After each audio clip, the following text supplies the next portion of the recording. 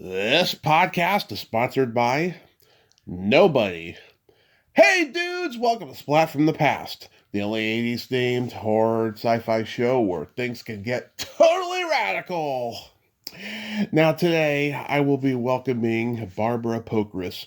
Barbara was one of the earliest editors at New World Pictures in the early 70s during the Roger Corman era.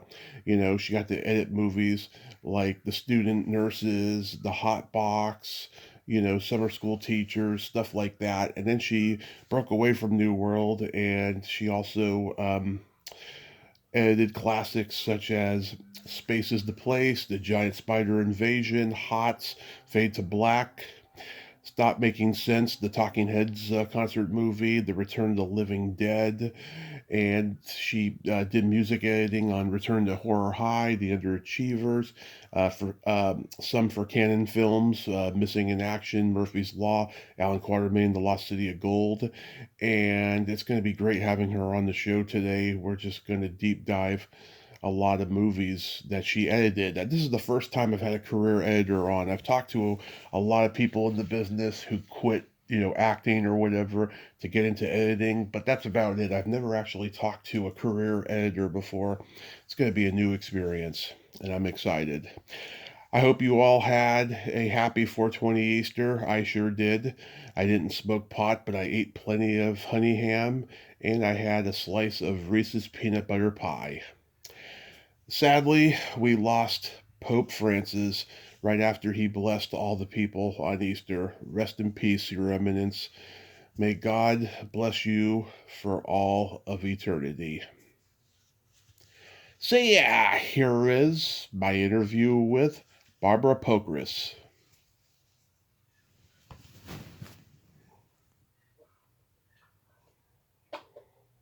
So, going back in time, do you remember the first movie you ever saw that impacted you where you wanted to be a part of the film business?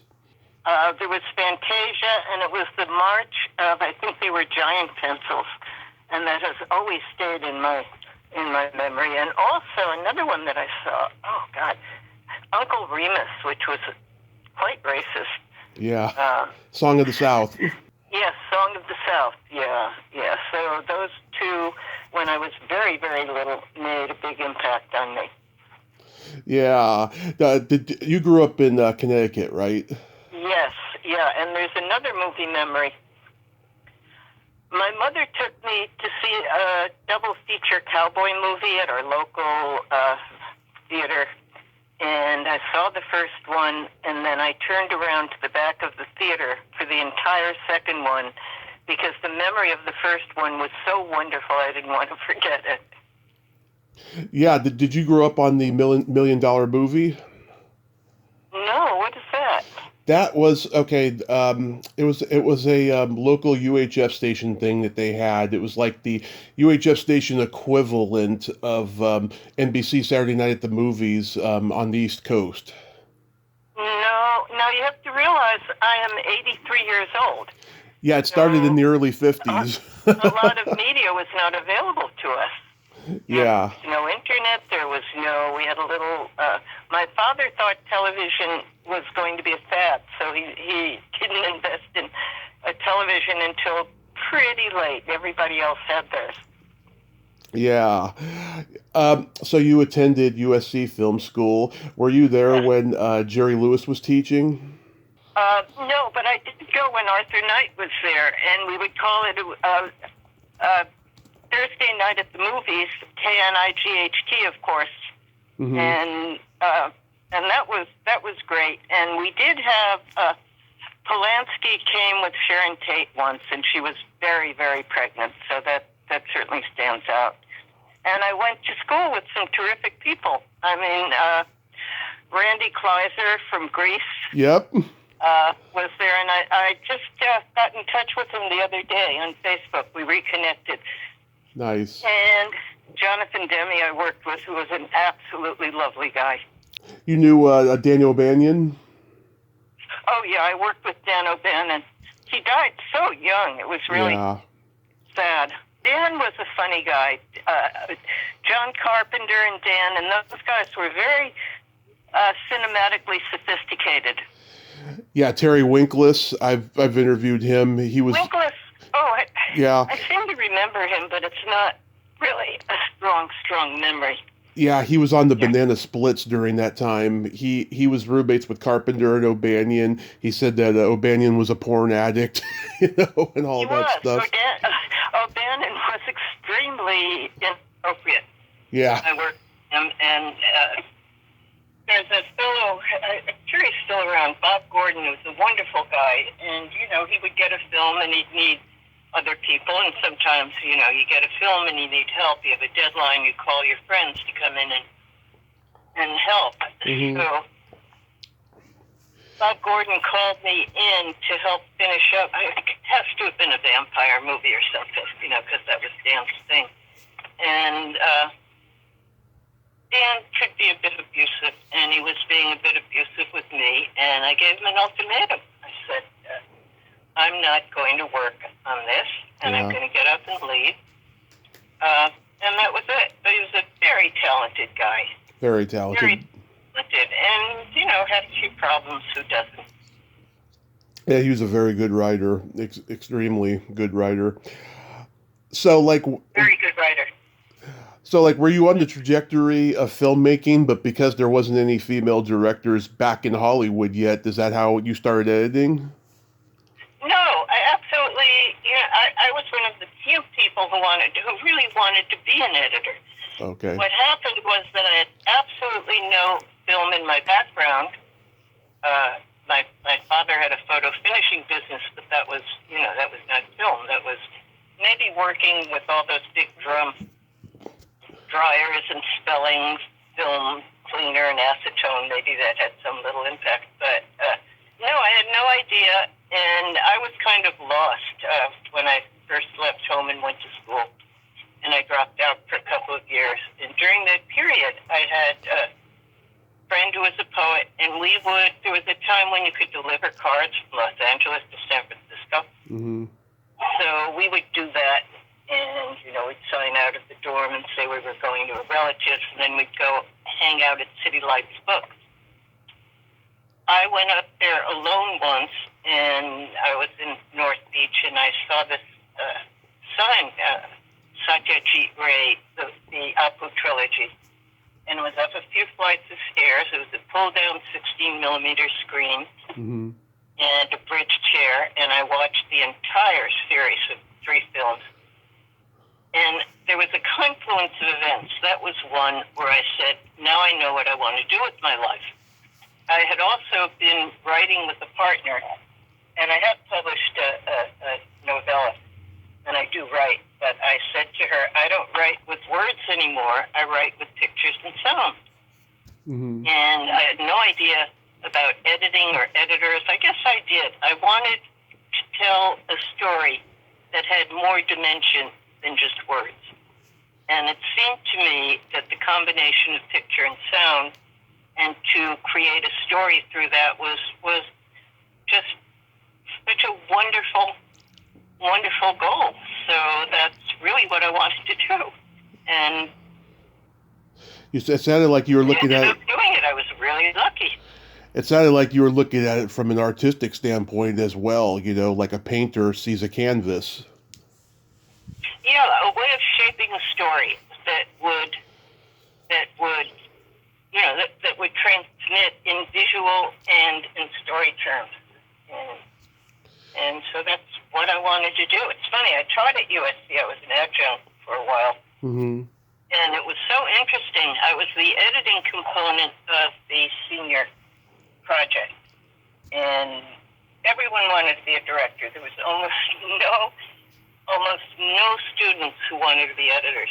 Wow. And the failure rate for finishing school and wanting to be a director is tremendous. Mm-hmm. Yeah, I mean, it just, and frankly, film school is only one way to achieve that. Yeah. What year did you get to New World? To New World, it was, I think, 1970. I graduated at sort of an off year. I think I graduated in 69 in January. I don't even know whether the statistics say 69 or 70. Yeah. But there was a fellow, I think he's still around, Paul Golding, Mm-hmm. got a job with, oh God, I keep forgetting, Haskell Wexler. Oh, yes. Paul got a job editing an early Haskell Wexler film, Medium Cool. Yeah, and that's a great movie. Haskell, Paul hired me to assist him, but then he went on to something else, and all of that changed, and somehow I got to Roger. I don't know how, and I probably do know how, but at any rate, it was an amazing place. Yeah, I mean, by this point, Roger was already becoming a legend. He had done Little Shop of Horrors and Bucket of Blood and Attack of the Crab Monsters. And I did do some work for AIP before Roger started New World Pictures. Yeah. And then when it became, because I was not a union member and the AIP films were, so I think I have a film where I'm credited as production assistant or something. Honestly, I don't even know. But once I was at New World Pictures, I kept getting hired for recuts and then whole films, and I worked with Julie she produced a film. I worked with a wonderful woman named Barbara Pokras, who I'm still a little bit in touch with. But it was just a great time. I was there, I think, for about 6 years. Yeah. Until I realized that, you sort of outgrow, either you get to direct a film or you outgrow Roger Corman, New World Pictures, because it's a constant flow of new talent coming in, being developed, and leaving. Yeah. What was Pam Grier his secretary at the time? Pam Grier, she was an actress. She was not, I think I did some films she was in. TNT Jackson, maybe some others. Yeah, because she started out as Roger's secretary, and that's how she got into acting. Because I didn't know that. Yeah. Now, do you know anything about Frances Dole, who was his assistant for many, many years, his story analyst? Sounds familiar, Frances Dole. Yeah, she was a great lady, very, very, very smart. And Beverly Gray, I knew, and she wrote some books about Roger. I've talked to people like Alan Holzman and Alan Arkish. Oh, yes, Alan. Steve Carver. I talked to him a month. Oh, yeah. I talked a month before. He's a good guy. How about Louis Teague? I talked to Steve Carver a month before he died. Louis Teague, I've been trying to get in touch with for years, never been able to. Jack Hill, he won't come on my podcast. Oh, God, I don't know. I remember Jack Hill. Yeah. He does everybody's podcast but mine. I don't know why. Did you know Paul Bartel? Oh, of course. We had a wonderful night with Paul and Tina and a bunch of us. Went to a Moroccan restaurant, and, Paul died fairly young, so it was early on. We went to a Moroccan restaurant on Sunset Boulevard, and they put us in the back room, and we were all sitting on the floor passing a joint. I got his sister coming on next week. His sister Wendy, she got to be in Death Race 2000 with him and stuff. And yeah, he was a national treasure and a pioneer, that guy. Oh, he's a wonderful guy. Paul was just really such a lovely, sweet, terrific guy. Everybody loved Paul. Yeah, it seems like everybody did. He was a really good actor. I mean, yeah. For the kinds of roles I gave him, he did very nicely. Exactly. So you did assistant editing on Student Nurses. Did you edit the sex? No, I think I was the editor on that, wasn't I? Well, it said on IMDb that you were assistant editor, so either way you did edit, right? I did.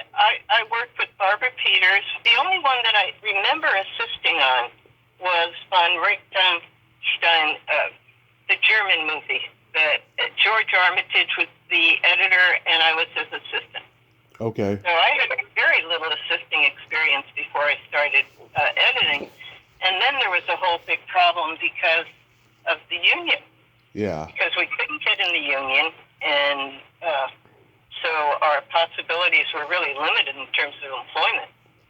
And then finally, Carol Littleton, who is a legend among editors, really up there with D.D. Allen, got a bunch of us together. She was a very, very generous woman and had a party for all of us. We were suing to get in the union, and then something called the videotape contract came through. And I'll never know what that is, but somehow it got us all in. Yeah, because there's a scene in The Student Nurses, a very erotic sex scene on the beach with Barbara Lee. Did you edit that? I have no memory of that whatsoever. No, I don't remember that. Yeah.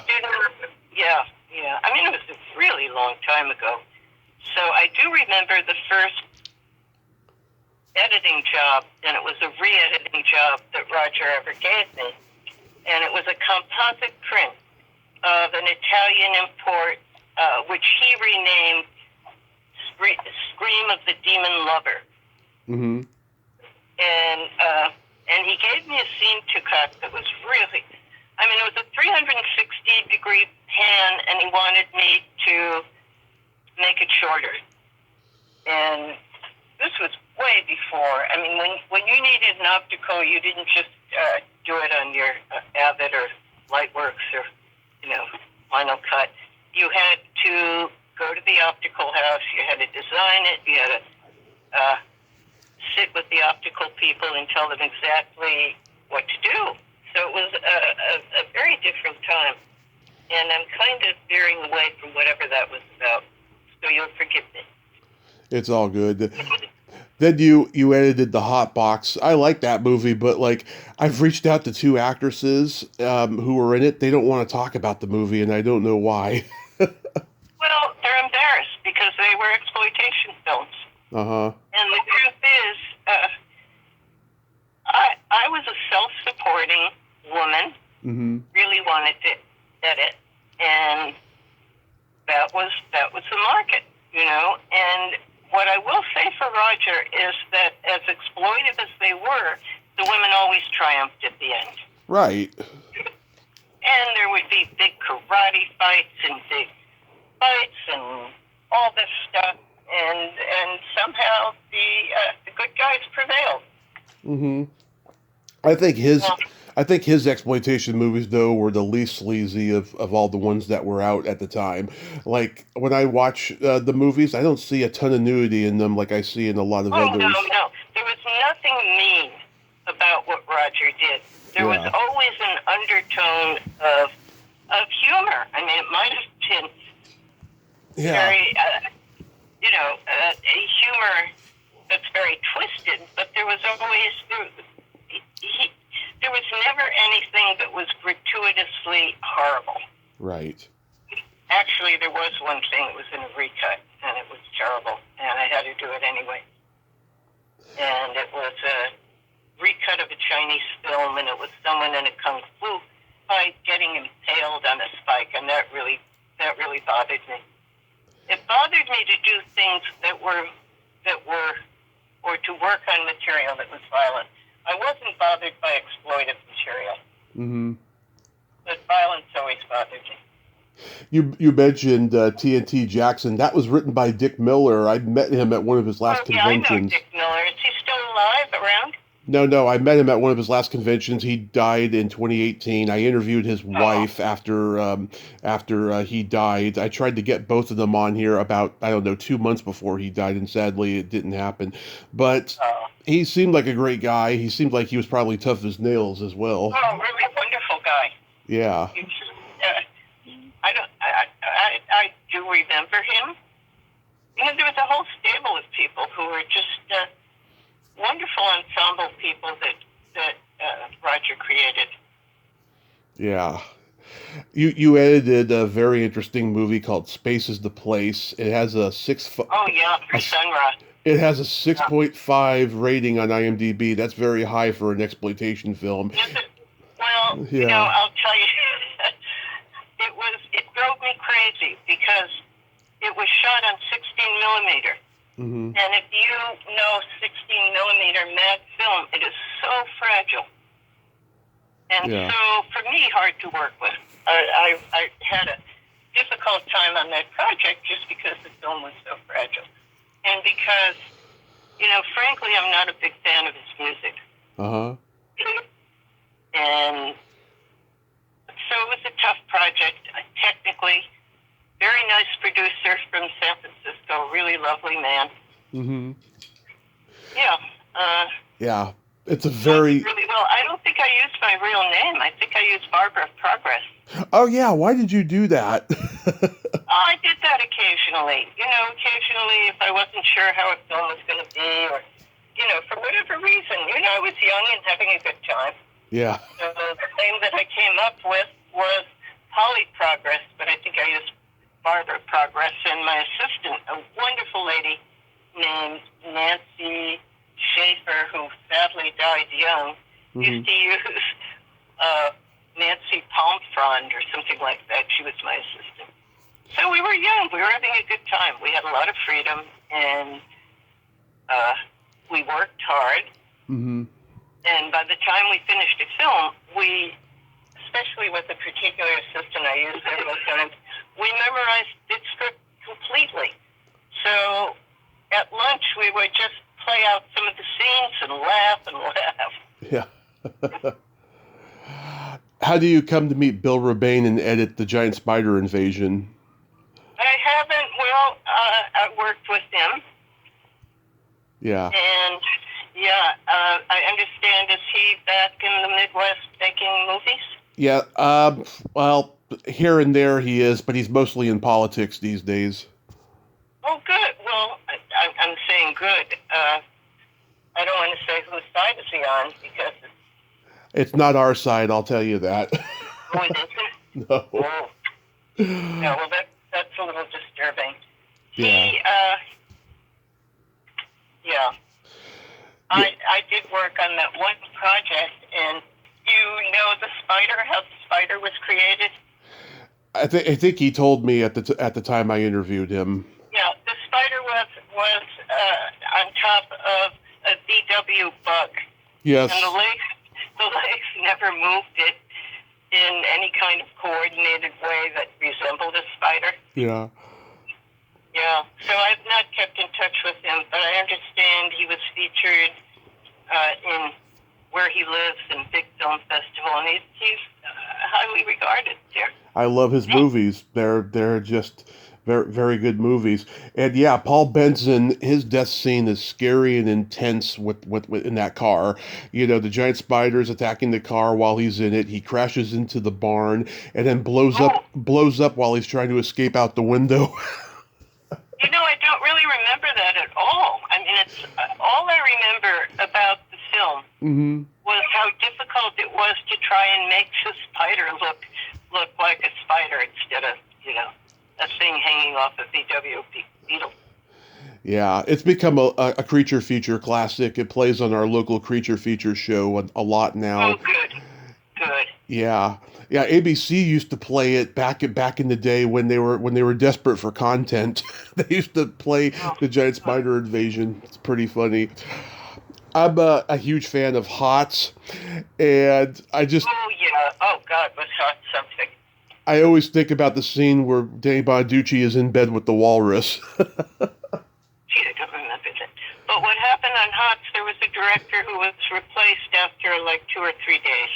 Mm-hmm. And Jerry Sindel, who I'm still in touch with, became a good friend. In fact, his wife is a literary agent, and Jerry, besides the filmmaker, he does less of that than executive development. He's published a number of books. He's a very, very, very bright guy. So, yeah.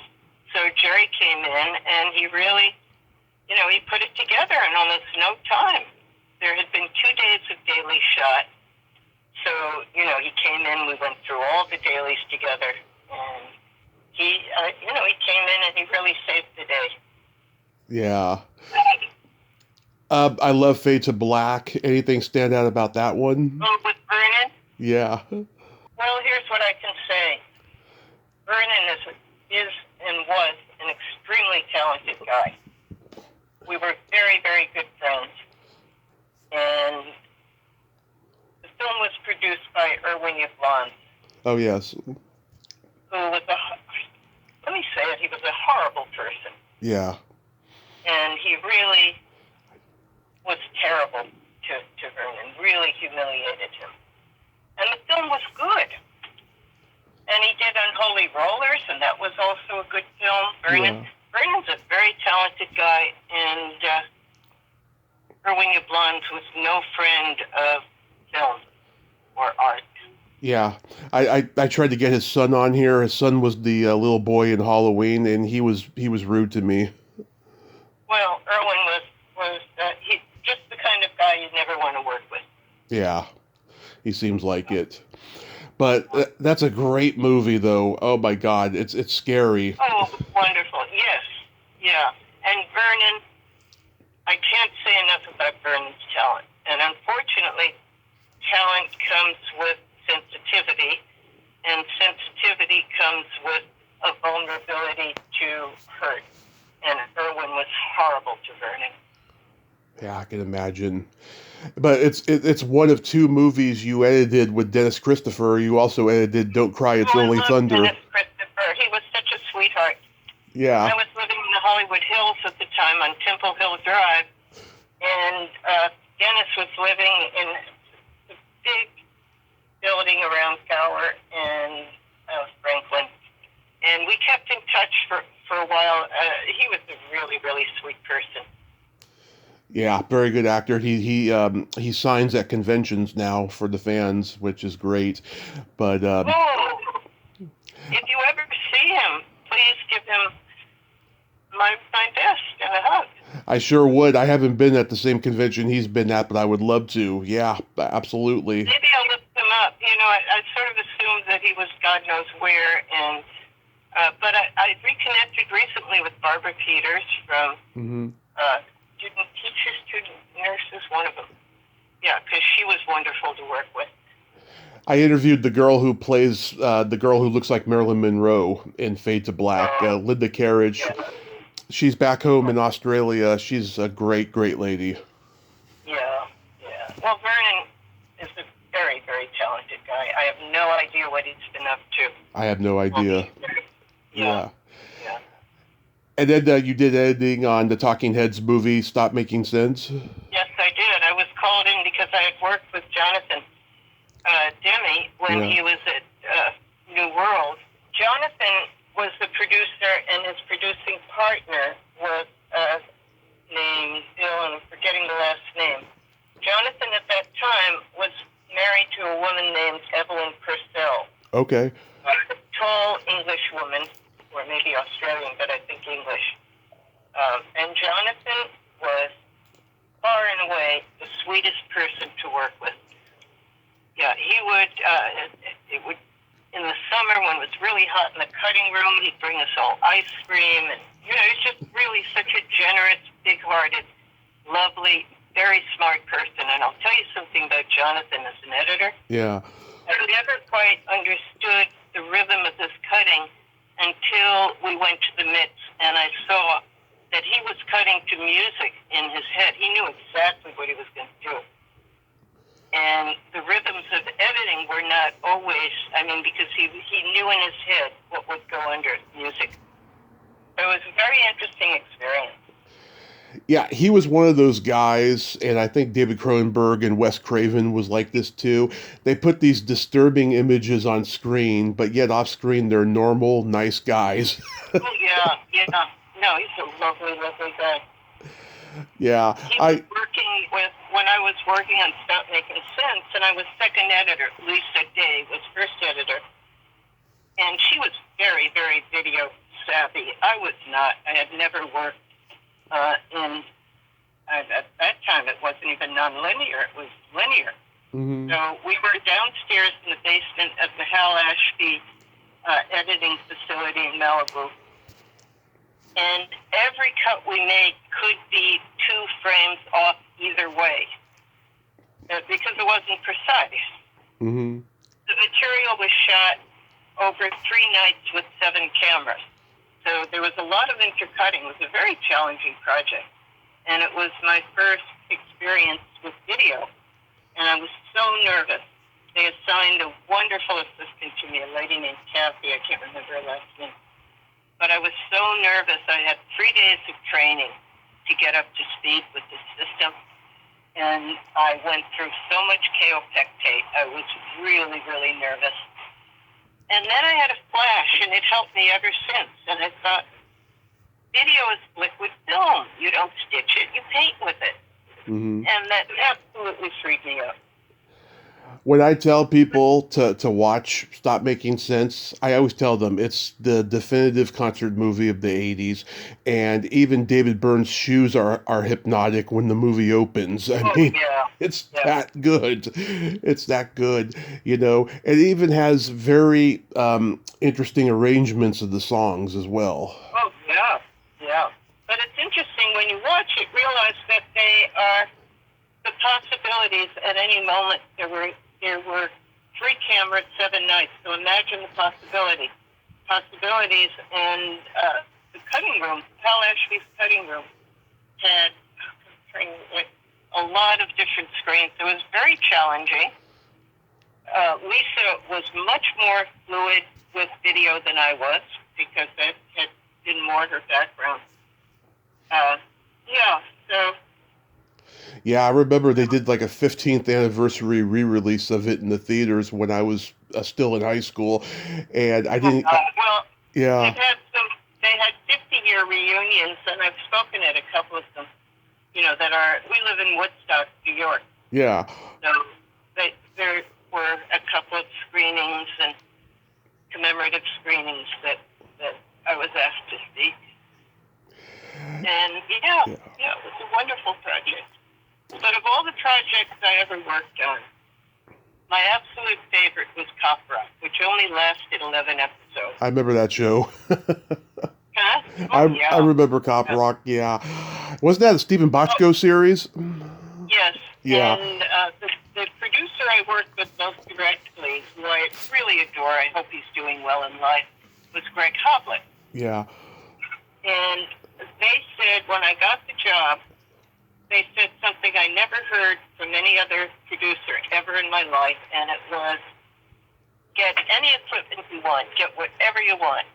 So what I got was, and we were all in one building, so the choreographer was upstairs, really, really sweet guy, very good choreographer. Mm-hmm. The actors would go in and out, so there was no, in daily screenings, it was not hierarchical. Mm-hmm. A lot of places, the producer and the director are the big blockers, and they're in the first, in back, and then everybody else takes whatever seat fits their station in work. Yeah. But with these people, it was not hierarchical. They were wonderful people. It was really some new technologies they were practicing with. And it was a very, very exciting time in my life. I think everything I've worked in and with, that was the most collaborative and the most fun. And I had a music editor I was working with, John Strauss, who did the orchestrations for Amadeus. Oh, nice. He was a wonderful older man, and we just adored each other. We would dance around the floor, and he was absolutely lovely. We became good friends. That's where Stephen Mark was picture editor on that project, and Stephen is a very talented guy. I haven't really kept in touch. And I edited the musical sequences, which was really an amazing experience. I really, really treasured. I mean, for one thing, I had how much equipment? I had a big room. I had an 8-plate cam, 2 juniors, and a moviola. Mm-hmm.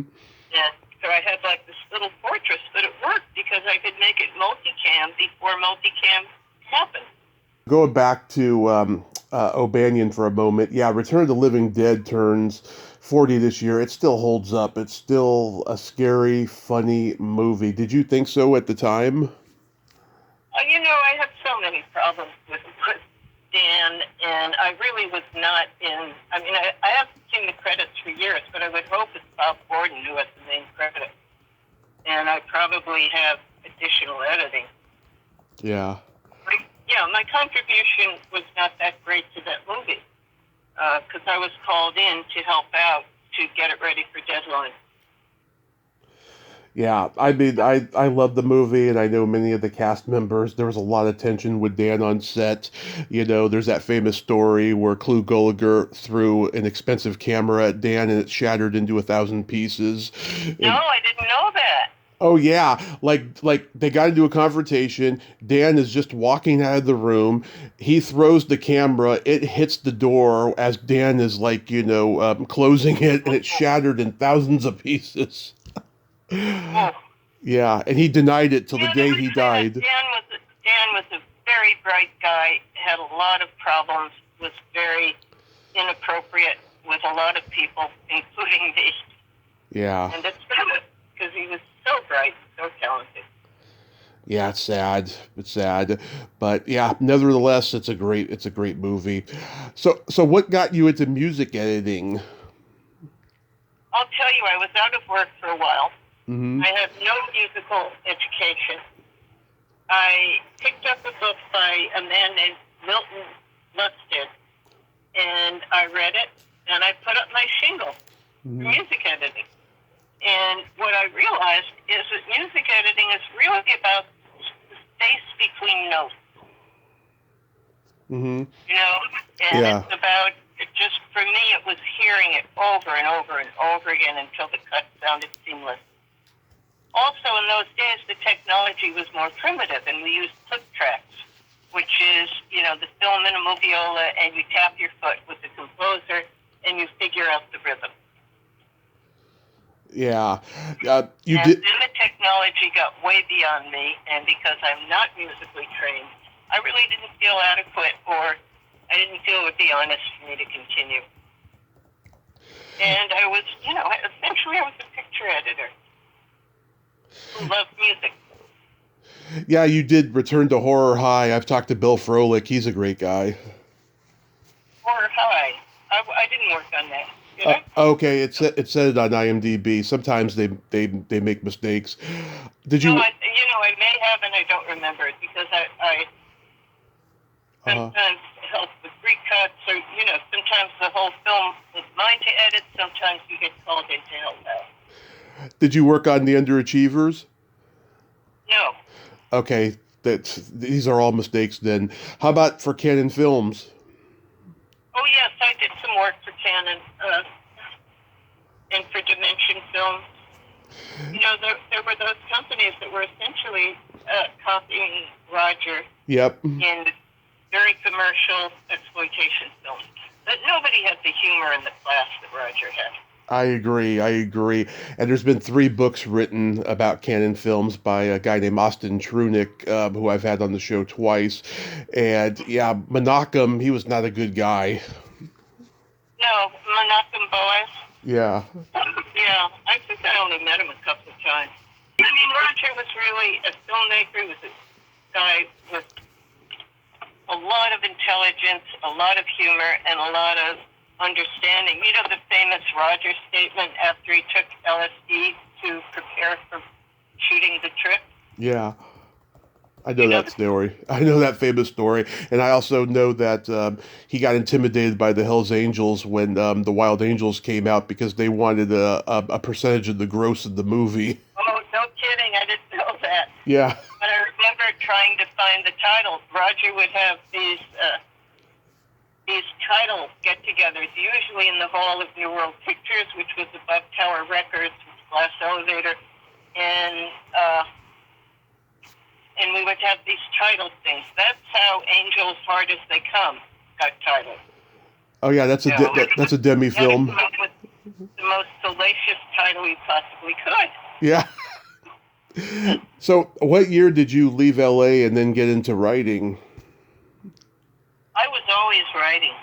My sister was a published writer, and her degree is in creative writing. She wrote 5 or 6 novels. I was a closet writer, and I just put my writing. I needed my own voice. I was editing other people's stories. Mm-hmm. So I actually started writing when I was editing, but I never showed anything to anyone until the late 90s.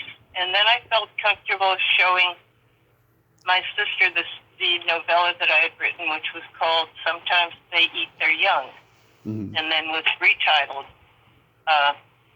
And my sister loved it. And so she submitted it to Syracuse University Press. And my sister wrote a companion piece called The Caregiver. The Caregiver is a novel in stories based loosely around our mother's experience in assisted living. Sometimes, or actually Feeding Mrs. Moskowitz was something that I had just nursed along for years and never showed anyone. And then when I showed my sister, she said, this is really good. She wanted to submit it. But, yeah, I mean, I always thought, well, my sister's the writer, and I'm not. Just probably a thing siblings have sometimes. What's the genesis of Feeding Miss Moskowitz and The Caregiver? Feeding Mrs. Moskowitz came about because I created an accident in which I was going to work very early one day, and I was on Sunset and Crescent Heights. I had been up a long time. I was very tired. I was at a red light. I thought the light changed because people had crossed the street, and just as I started to touch the accelerator, I realized I knocked down an old woman. And she was not, as far as I know, seriously hurt. I know she damaged her knee. And I wanted so much to be able to resolve that, and the lawyer said, no, you have to stay away, you can't get involved. And that was the creation of Goldie Moskowitz. I needed to resolve it. And I needed to have some kind of ending. And it helped. But it's a terrible feeling to feel you hurt someone and you didn't intend to. And those feelings have to be dealt with. Yeah. Do you enjoy writing more? No, writing is horribly difficult. And I probably will be doing more of it. Are you going to write a memoir? Much harder. No, I have things that I've been working on. It's much harder than editing. Yeah.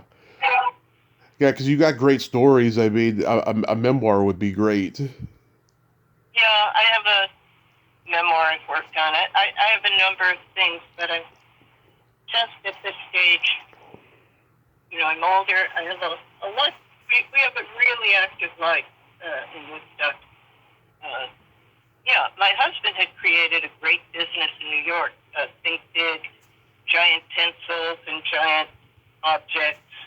In fact, we're just coming home from spending a weekend with his former partner in Think Big, which was in Soho. And we're still very close, all of us. Do you miss editing at all? I missed it for many, many years. I would, after I made the decision I was a 50-year-old first-time bride. So my husband's from the East Coast, and he has daughters, and we decided to go back. And I thought, all right, so we'll be in New York a little bit, and then we'll go home, because Los Angeles really feels so much like my home. Yeah. And that was 25 years ago. So I do go back from time to time, but I think in my heart, that's my home, Los Angeles.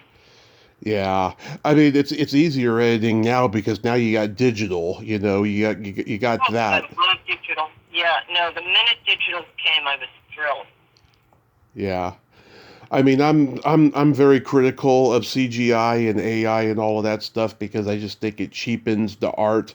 But at least editing is digital and it's a lot easier for people now.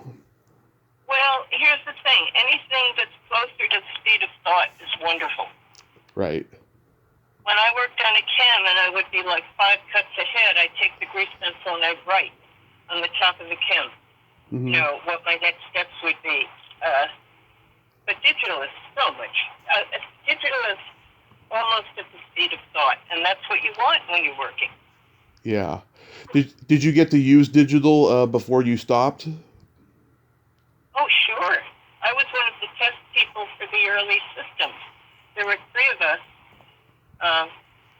Randy Roberts was a wonderful editor, really, really good guy. Randy, myself, and there was one other person. And I was picked because I was the most ignorant in terms of technology. Nice. And we worked for a wonderful company called Eagle Eye that did all the supplies for the post-production community.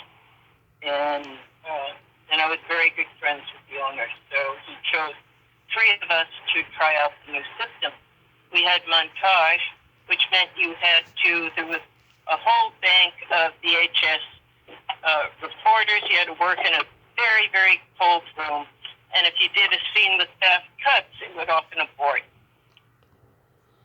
Yeah. And there was Lightworks, which was the most fun because it had these little sharks on a screen. If you wanted to do a deletion, the shark would eat it. You could have shark races with other editors. And that one was great, but it didn't last. It was proprietary software. And then Final Cut, which seems to have taken over, or did at that time. I don't even know what they do now. And that was, Yeah, you have to be really good in math to edit, right? I don't think so. I mean, I never was good at math. I was terrible at math. So, I mean, if you're really good at math, you're right. I've watched editors who just key in numbers and they go so fast, and that's never the way I work. Mm-hmm. I mean, I would do a few cuts, and then I'd go back, and I'd want to see it again, and then I'd tighten it up, and then, I actually was writing the same way, where the next morning I would review what I had done and do revisions and move on. Yeah. That's so awesome though that now, you're living your best life and, you have all this great stuff to look back on. Yeah, but I tend not to look back on it. It's fun.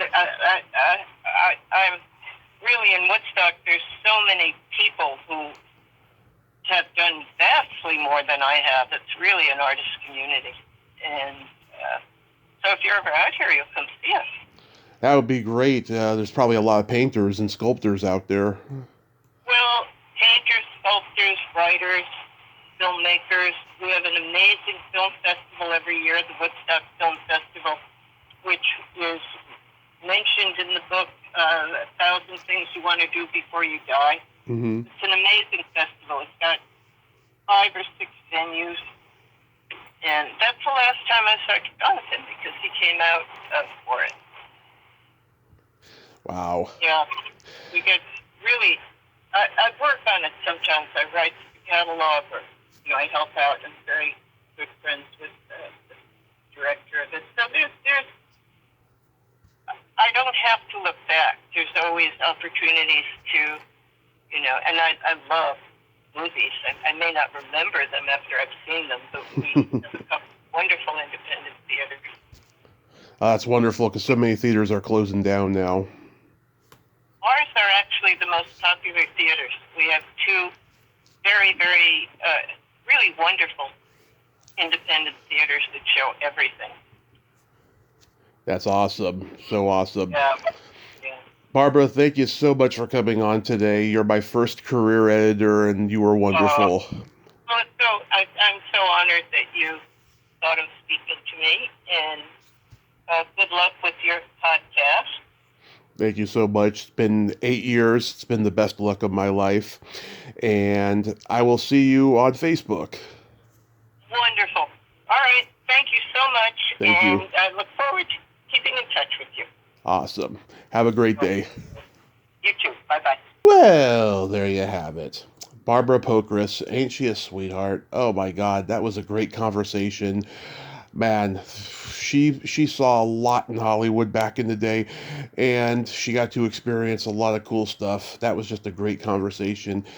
Yeah, I because my skills at interviewing an editor are so limited, I could only, go on, the stories that she was telling me, and since she don't remember, a lot of the movies anyways and stuff, I wasn't gonna be like, oh, remember that scene, but hey, she told me a lot of good stuff, and I had fun. Well, until next time, this is Tommy Throwback Kovac saying there's no shame in living in the past because the present sucks. Later, dudes.